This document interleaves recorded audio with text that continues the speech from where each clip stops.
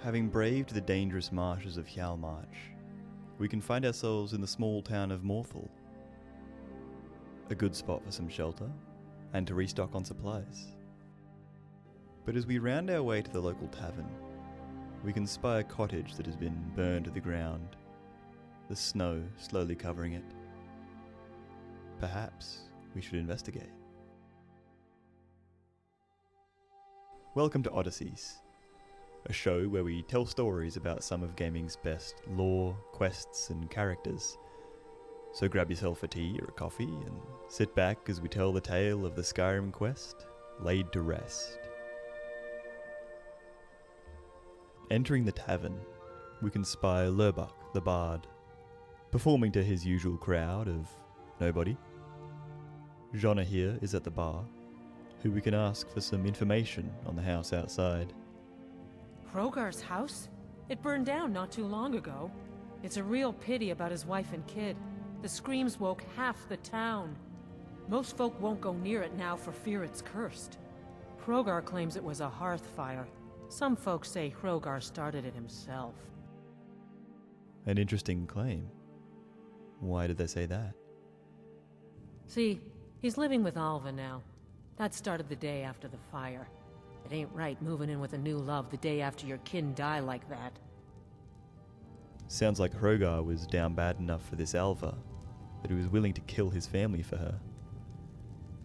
It's still hearsay and conjecture as to if he actually committed the crime, but it is odd to shack up with your neighbour the day after. Unfortunately, the townsfolk can't prove he actually did it. Aye. Our jarl would sure like to know if he did, though. Might even pay to find out. Looks like we've become something of a private investigator. How very noir. But the jarl is promising payment, and we'll need money to continue our journey. Stepping back out into the cool Skyrim air, we could go to the jarl, but perhaps we should check out this Hrogar guy. We can find him down here, working at the Morthal lumber mill. He looks like he's happily toiling away, not even electing to take time off after the tragedy. He's a wiry looking guy, with red hair and thick eyebrows. He doesn't seem to mind us interrupting him, telling him we heard about the unfortunate incident with his house. That's true, but I'm in a new house now, a better house.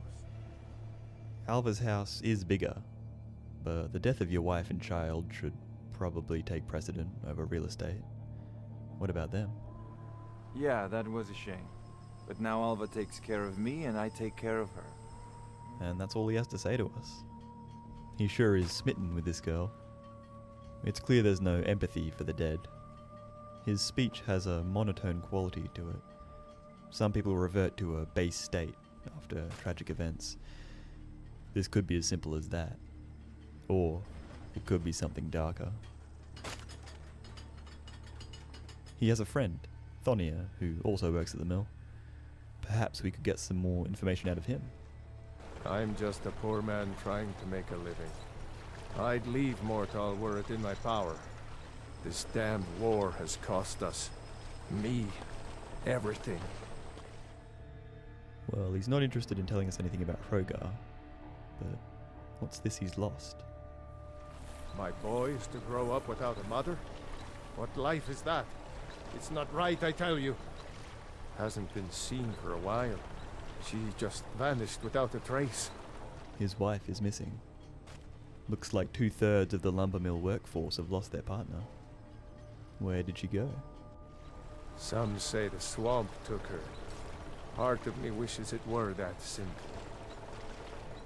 Taken by the swamp. I suppose that'd be a pretty common way to go around these parts. The marshes hold all kinds of creatures and bandits. But what makes Thonia so adamant that it wasn't the swamp? At least he's having a somewhat normal reaction to his wife missing, full of much more grief than his co-worker, Hrogar. Not having the closure of her body being found or a letter detailing her death would make it so much harder for poor Thonia, unsure if she was taken, perished in some way, or left him of her own free will. All he can do is try to raise his son the best he can, we can see why this town is so dreary, besides the natural surrounds. Walking back down the street, we can arrive at the Jarl's longhouse. Inside, Idgrod Ravencrone holds court. She's an older lady who peers at us as we enter. So, life has brought you to Morthal, and to me. What purpose this serves we will no doubt see. Welcome. We can ask about her request for an investigation. Hrogar's house fire? Well, he lost his wife and daughter in the blaze. My people believe it to be cursed now. Who am I to gainsay them? Hrogar blames his wife for spilling bear fat in the fire. Many folk think he set the fire himself. We can ask why he hasn't been arrested yet. On rumor and gossip? No. But you, a stranger, might find the truth for us. Sift through the ashes that others are too fearful to touch. See what they tell you. Should you prove him guilty or innocent, I will reward you. Looks like we have to take a peek at the ruins of the house. Interesting that no one can say directly what they believe the curse to be. Perhaps Alva or Hrogar spread a few rumors to keep people from getting too close, capitalizing on the superstition of the townsfolk and guards. It's interesting that Jarl Idgrod assumes that we're not also fearful of the curse. Maybe we just have a look about us. Returning to the tavern, we can still see the bones of the house standing silently. But as we approach, a faint whisper pierces the wind. A song. The humming of a young girl. Perhaps the idea of a curse isn't unfounded. The house is completely empty, all furniture and belongings having burned to ash. But in the corner of our eye, we can spot a blue shimmer.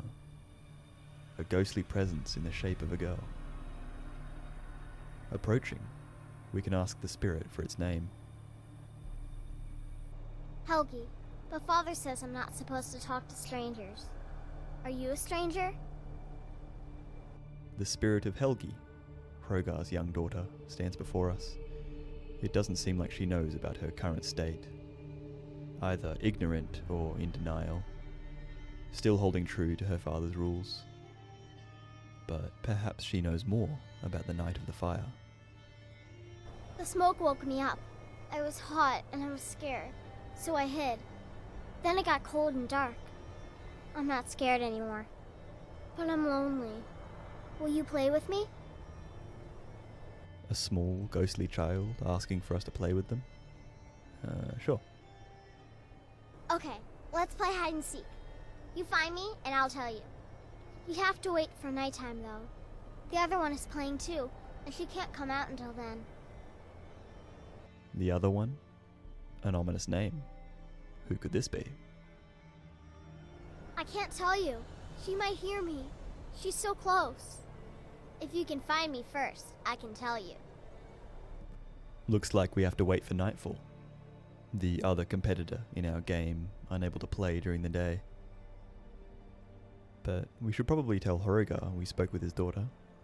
Sounds like something he'd want to know. Really? How nice.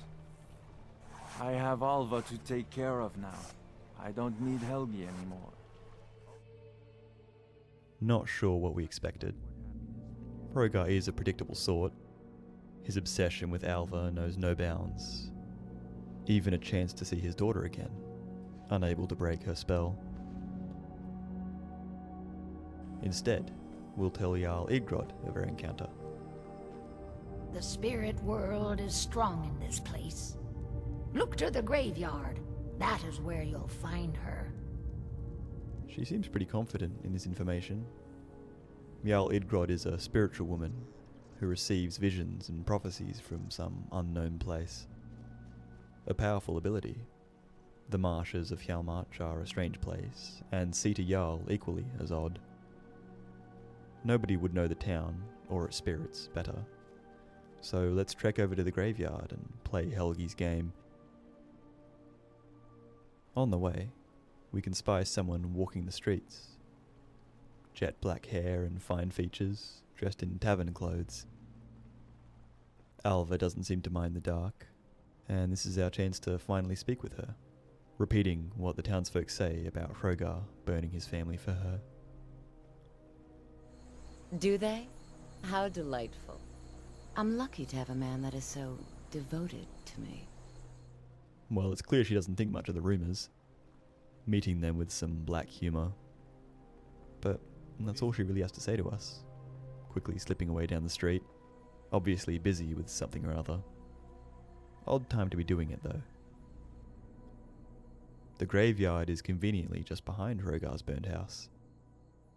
Up the hill we can encounter a collection of cairns marking Morthal's dead. And in the centre, a large hole has been dug, revealing a coffin. Over it stands a mysterious woman. Nobody we've seen nor heard about. Her eyes pierce the dark with a red glow, and as we approach, her weapons are drawn and she pounces. Good thing we're the Dragonborn, and playing on novice, for we can dodge her swing and put her down with a swift club from our mace. The creature dead, we can approach the coffin to find Helgi and win our little game of hide and seek.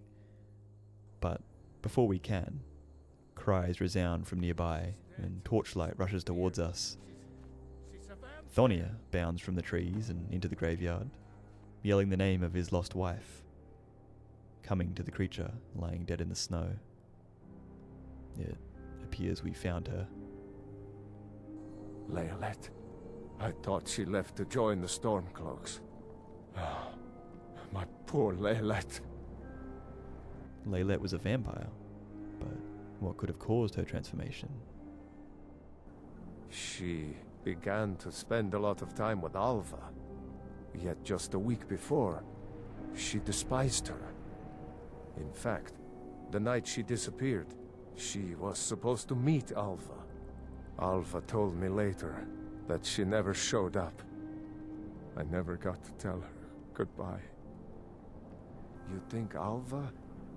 But that means... Ye gods!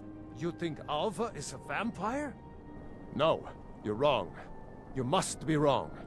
Leolette may have met her fate out in the marsh. I refuse to believe Alva had anything to do with this. There is no way you can prove it to the Jarl. Thonia's reaction and adamance at Alva's innocence is interesting.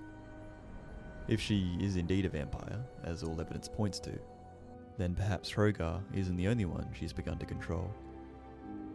But our path is clear. Find the evidence, take down the vampire. We saw Alva leaving her house earlier, and Hrogar is probably asleep, so now is likely the best time to sneak in and take a peek around. In the Odysseys episode on Morthal, we observed that Alva's house and identity is based deeply in seduction, of not only Hrogar, but everyone she encounters. There's nothing too interesting in here, but thankfully, Alva splurged for a basement, and entering, it's pretty clear what's going on. A coffin sits in the center of the room, lit by candlelight. Within, Alva has left her journal, which we can sift through, discovering her story. My life is dreary. Where has my prince come to rescue me? Where is my bold Nord warrior to sweep me off my feet? I met a man today when picking night flowers. He is exciting and exotic. We kissed in the moonlight. It was so romantic. I'm going to see him again tonight. Now I understand the true colors of the night. Movarth has shown me the true black of night and the true red of blood. He has promised me a feast of blood if I do his bidding in Morthal. Hrogar was easy to seduce. Movarth said I should find a protector first, someone to watch over my coffin during the day. Hrogar is perfect. Leylette came to visit me tonight. She slaked my thirst. I've hidden her away to let her rise as my handmaiden. I've spread the rumor in town that she left to join the war. Fools. Movarth has confided his grand plan to me. I am to seduce the guardsmen, one at a time, and make them my slaves. Then he and the others from the coven can descend upon Morthal and take the entire town. We won't kill them. They will become cattle for our thirst, an endless supply of blood, and an entire town to protect us from the cursed sun. Hrogar's family is becoming inconvenient. I've told Laylette to kill them all, but make it look like an accident. Hrogar must be seen as innocent if he is going to be my protector. That little fool. Laylette burnt Hrogar's family alive. I asked for an accident, and she gave me a scandal. To make matters worse, she tried to turn his little girl, Helgi. Except Laylette couldn't even get that right. She killed the child and left the body to burn. Something is wrong with Laylette. She keeps talking about Helgi. I think her mind has snapped. She seems to think that the child can still be brought back to be her companion.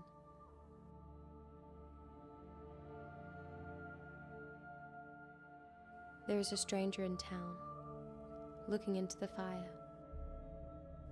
I'll have to be careful.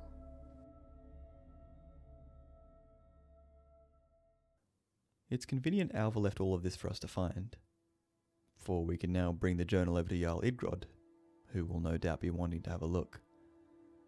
We can tell Idgrod of our findings, and that Alva is a vampire.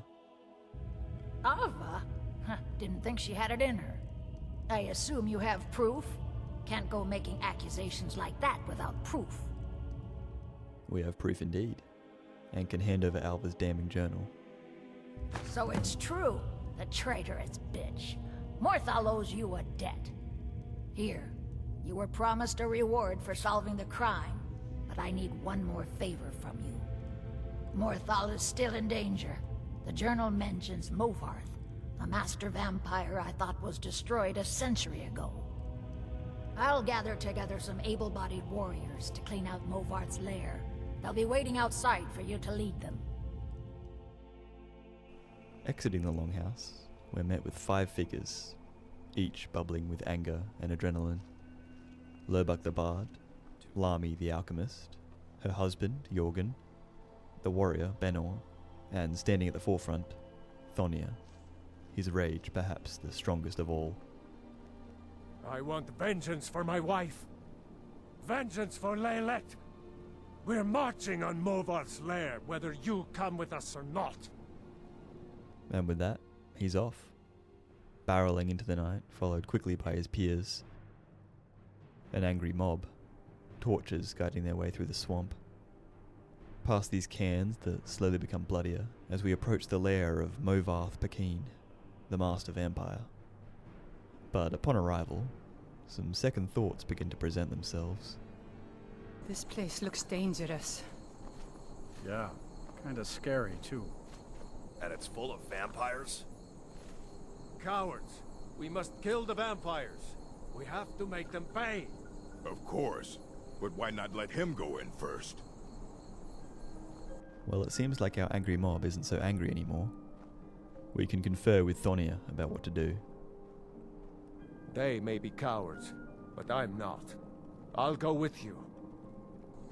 Lead on. Looks like Thonia is our ride or die. Together we can enter the cave, finding ourselves in a nest of frostbite spiders and vampiric thralls.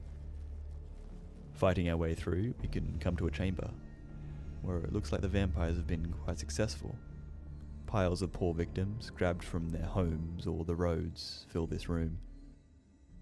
And continuing on, we can arrive at something of a feast hall.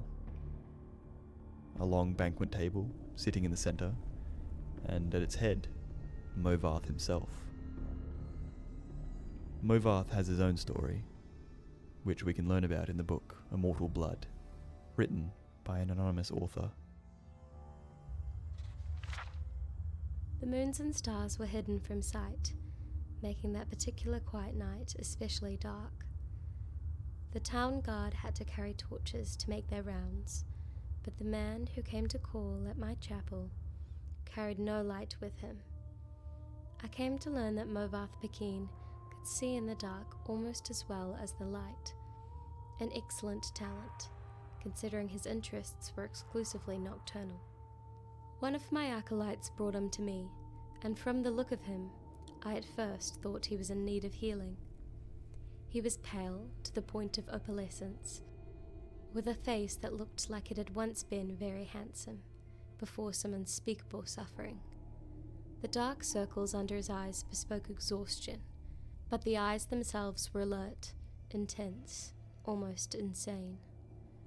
He quickly dismissed my notion that he himself was ill, though he did want to discuss a specific disease.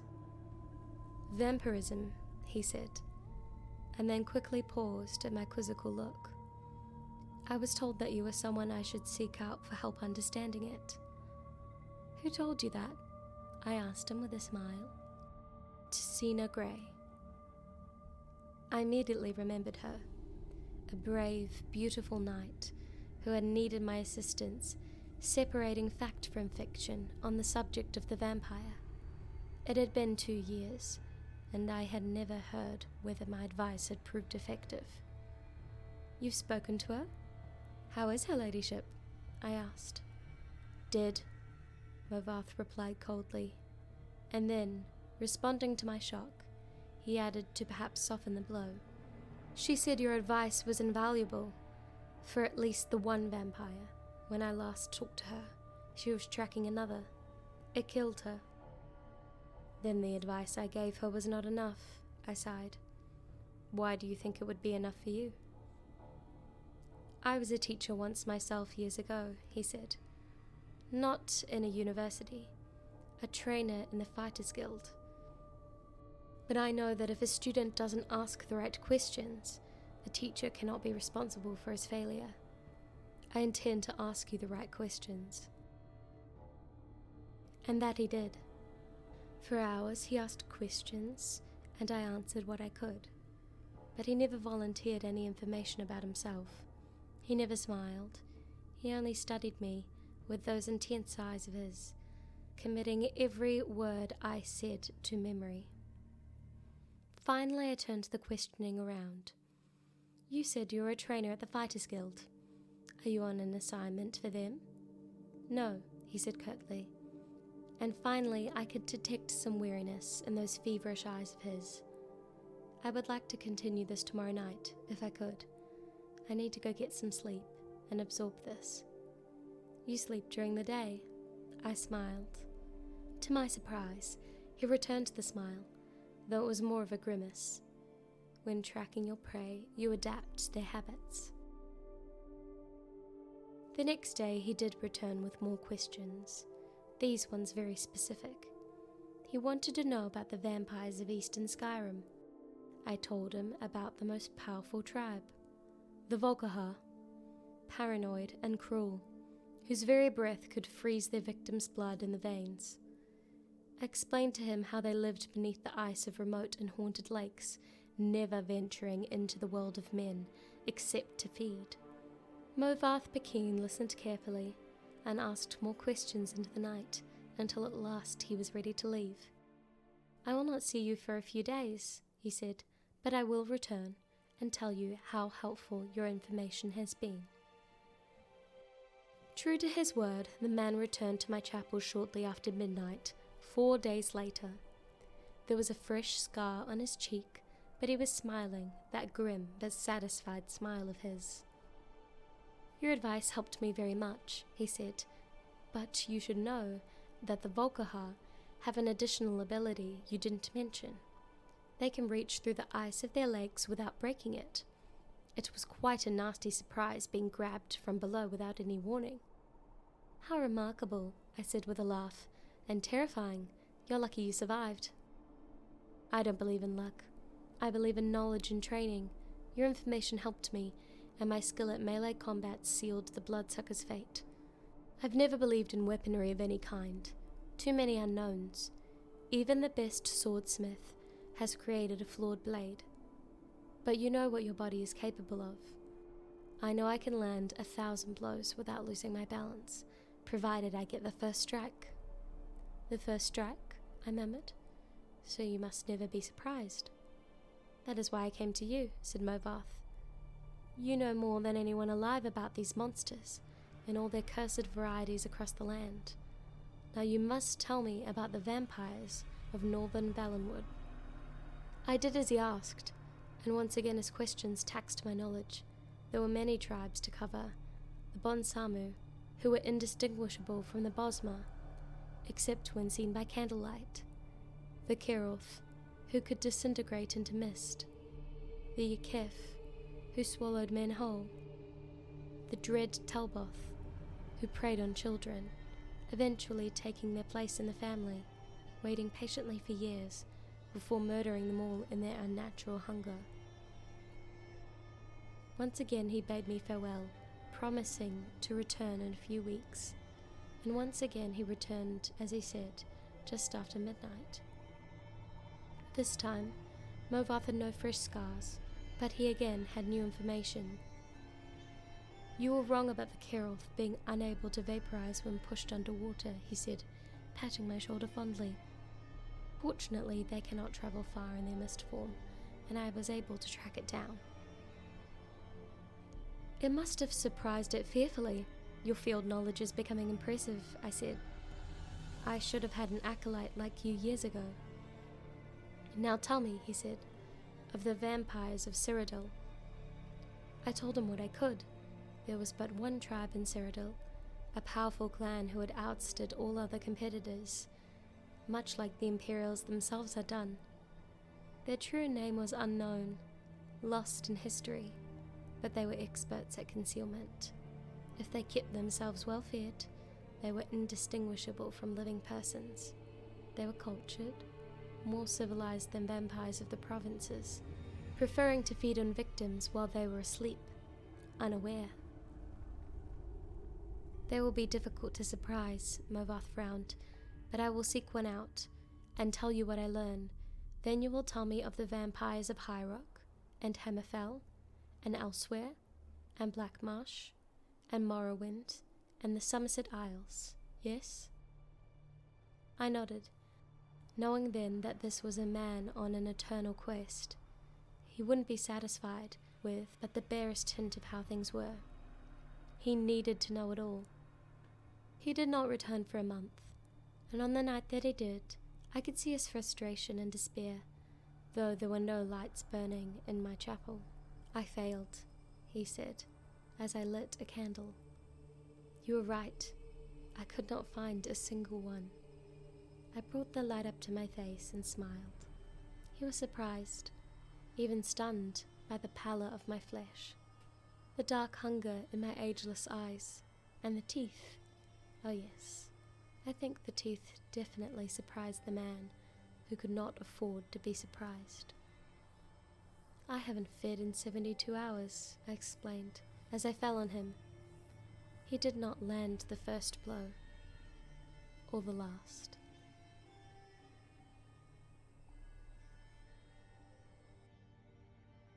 It's ironic. Movarth was once a vampire hunter himself, eventually falling to the deception of one, the author of this book, finding himself transformed into the very thing he once sought to eradicate. And after centuries, we can finally put him to rest, ending his bloodlust and saving Morthal from his unsatiable hunger.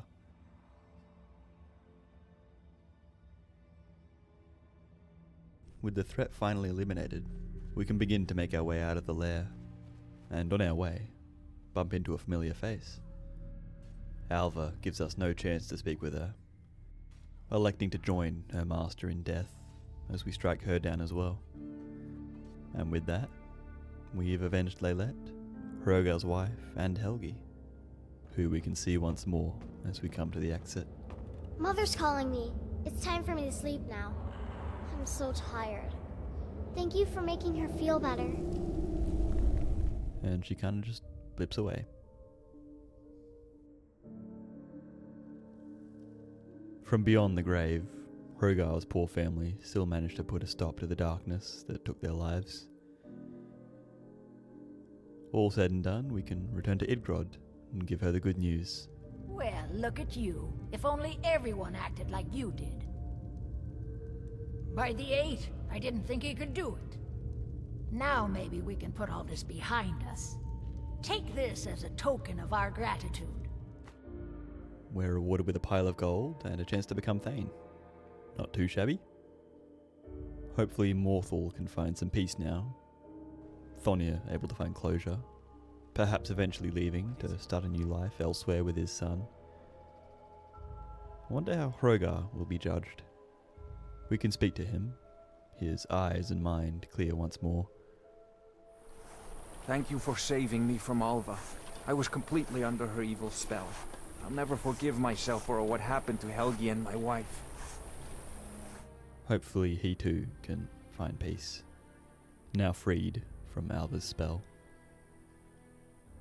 And that's the story of Laid to Rest. A fairly bittersweet ending, but at least Morthal is a bit more livable now. We hope you enjoyed today's story, and make sure you let us know if you'd like to see more. A quick shout out to our members: Renee, Najkula, Anna A2640, Thane Krios 8, and Nathan Armstrong 6085. Thank you all so much for your support. Subscribe for more oddities, Odysseys, observations, open roads, opinions, and live streams, and we'll see you in the next one. Cheers.